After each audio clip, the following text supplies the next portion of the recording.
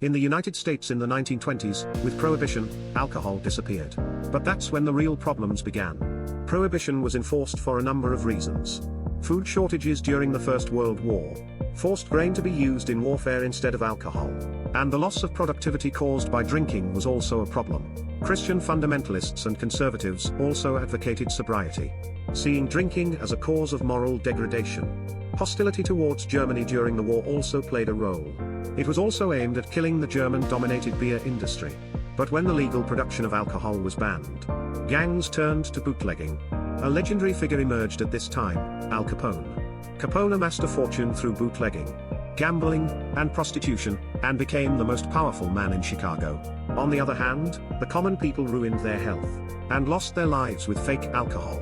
Prohibition only exacerbated the gap between rich and poor. Prohibition strengthened conservatives and racists, and irrational laws emerged, including restrictions on immigration and a ban on teaching about evolution.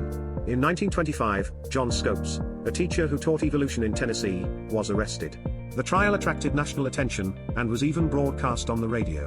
Through these trials, citizens began to realize the limits of irrational beliefs, and began to question prohibition, and other conservative activities. In 1929, the Great Depression threw the United States into turmoil, and President Roosevelt pledged to repeal prohibition.